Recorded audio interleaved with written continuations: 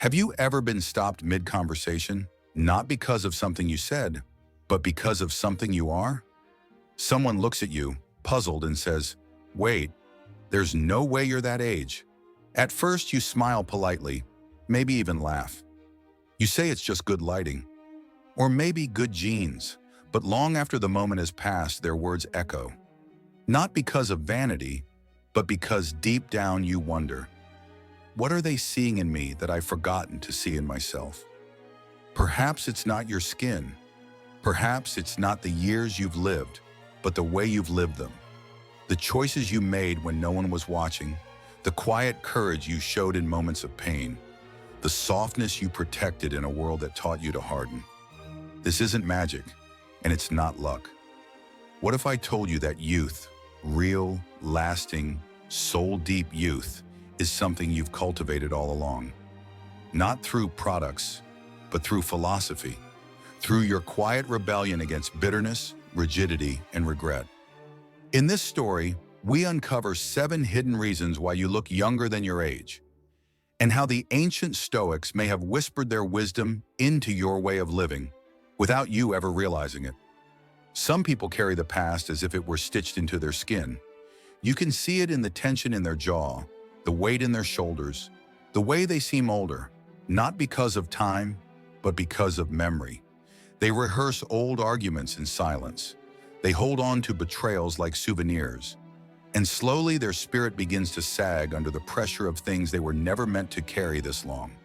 But you, somehow, some way, chose differently. You learned, perhaps through hardship, perhaps through quiet reflection, that not everything deserves space in your mind, that some stories need to be released before they rot. You stopped arguing with the past. You stopped needing apologies from people who would never give them, and you gave yourself something far more powerful: peace. The Stoics taught this with piercing clarity. Epictetus said, "Some things are up to us, and some are not." And once you realize that, life softens. You stop trying to rewrite what's been written. You stop grasping at what's already gone. And in doing so, your face softens too. Your body no longer clenches in invisible battle. Your heart is no longer a battlefield. Letting go isn't weakness. It's strength without noise. It's choosing not to bleed for what no longer cuts you. And maybe that's why when people look at you, they feel something light, something almost childlike. Not immaturity, but clarity. A soul that has cleaned its windows. A presence that no longer echoes with ghosts. So if you look younger than your age, perhaps it's because you've released what others still grip with white knuckles. You've let go of what you cannot control. And in doing so, you've made space for joy to return quietly. Have you ever noticed how some people, though still young in years, already seem weathered, as if their energy is stuck in a time that no longer exists? Their faces frozen in stories they refuse to rewrite. You can feel the stiffness in them, in their routines, their beliefs, even in their laughter. It's not age that dulls them, it's resistance. But you have learned to bend with the winds instead of breaking against them.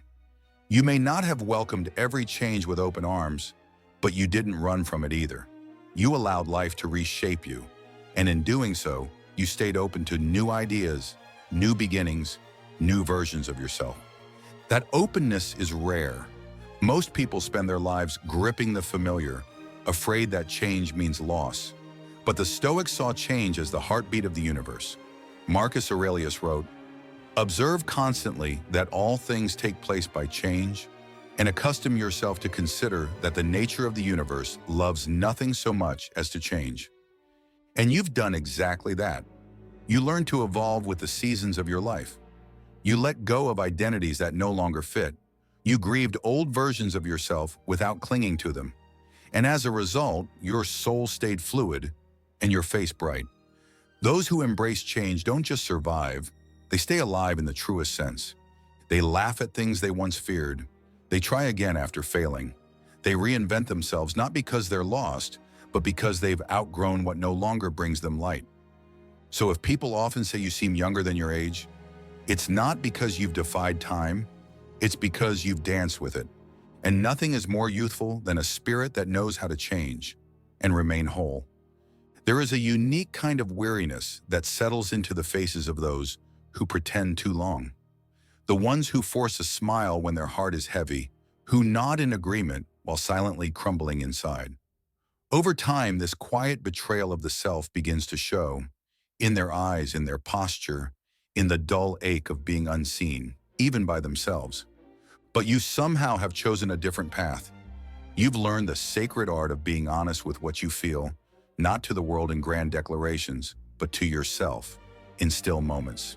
You don't explode, you don't suppress, you listen, and then you release. There's a reason the Stoics taught us to examine our emotions rather than be enslaved by them. Seneca wrote, "He who suffers before it is necessary suffers more than is necessary." You took this to heart. You stopped suffering in silence for things you could simply acknowledge, breathe through, and let pass. This quiet emotional honesty, this gentle self-awareness, is a kind of daily cleansing. It keeps your inner world light and uncluttered. And when the inner world is clean, the outer world reflects it. Your eyes stay clear. Your smile feels real. Your presence doesn't carry hidden tension. People may not know why they feel so safe around you, but they do, because you carry no storm inside. And if you look younger than your age, it's not because you've never cried or never felt deeply. It's because you have, and you allowed those feelings to move through you instead of letting them harden you. You didn't armor up, you healed. That softness, the kind that doesn't collapse but endures, is the most youthful thing of all. There's a quiet exhaustion that lives in people who dwell in the past. It sits in their eyes like a film, a subtle distance from the present moment. You can see it in the way they hesitate before smiling, as if haunted by something invisible. A memory, a mistake, a version of themselves they can't forgive. But you walk differently, not because your past was perfect, but because you've made peace with it. You've stopped replaying what cannot be changed, and instead you've chosen to inhabit the only moment that ever truly exists. Now, the Stoics believed that regret was wasted energy. Marcus Aurelius wrote, "Never let the future disturb you. You will meet it, if you have to, with the same weapons of reason which today arm you against the present." In your way, you've lived this truth. You don't chase what slipped through your fingers. You don't rewrite conversations in your head or imagine different endings. You are here, and that presence is palpable. It's why people feel calmer around you. Why do they linger longer in conversation? Why does your laughter feel sincere, not forced? Living in the present doesn't mean you've forgotten your past. It means you no longer belong to it. You took what you needed, the lessons, the humility, the growth, and left the rest behind, like a traveler finally setting down an old bag. And that choice, though quiet, is powerful. It protects your peace, it clears your mind, and yes, it shows on your face.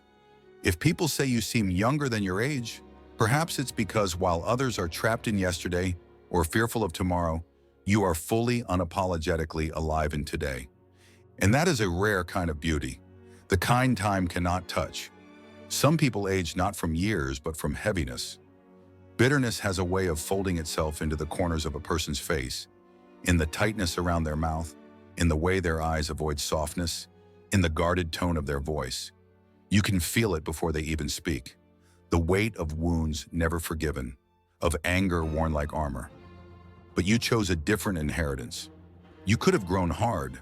Life gave you every excuse. But instead of building walls, you learned how to open again. You stopped feeding the fire of resentment. You stopped telling yourself stories that kept you small, and you understood something most people don't until it's too late. That bitterness ages you faster than any passing year. The Stoics knew this well. Seneca wrote, "No man was ever wise by chance." Wisdom to them meant clarity, and clarity meant not poisoning yourself with the things you could never change. You listened. You realized that forgiveness isn't always about saying, "It's okay." Sometimes it simply means saying, "I refuse to let this steal one more day from me." That kind of release doesn't scream, it exhales. It makes room for joy again, not the loud performative kind, but the quiet kind that comes from sleeping peacefully, smiling easily, and trusting again, slowly. People may not know what it is about you. They just feel lighter in your presence, like your very being permits them to let go too. And if you look younger than your age, perhaps it's because you've laid your burdens down. You no longer carry the sharp edges of old pain. You've turned them into wisdom, and wisdom, when held with softness, becomes light. There is a silent cost to the company we keep. Some people, without meaning to, drain the very life from a room through their complaints, their chaos, their constant need for attention. When you spend enough time around that energy, something in you tightens. You laugh less, you trust less, and over time your light begins to flicker. But you learn to choose differently, not out of judgment, but out of protection. You realize that not every voice deserves a seat at your table, that not every connection is nourishment, and that peace once found must be guarded. The Stoics taught that your surroundings shape your soul. Marcus Aurelius wrote, "The happiness of your life depends upon the quality of your thoughts." But thoughts do not live in isolation. They are deeply influenced by the people around you. You chose to surround yourself with light, with those who reflect your values, who speak with kindness, who know how to listen and not just wait to talk. And that choice, subtle, intentional, is part of your radiance. It's why your smile doesn't feel forced. Why does your energy feel calm instead of reactive? Why do others feel a sense of safety when they're near you? Gentle people are not passive. They are powerful in ways the world often overlooks. They create space for others to breathe. They uplift without preaching. They soften without losing themselves. And you became one of them. So if people say you seem younger than your age, perhaps it's not because of what you've gained, but because of what you've refused to absorb. You've protected your energy like a sacred flame, and it continues to glow. There's a certain dullness that settles into people who drift through life without direction. They wake up tired, not from lack of sleep, but from lack of meaning. Their days blur together, not because they're busy, but because they no longer feel moved by anything. But you have a reason. Maybe it's not grand, maybe no one else even sees it, but every morning something small and sacred pulls you forward.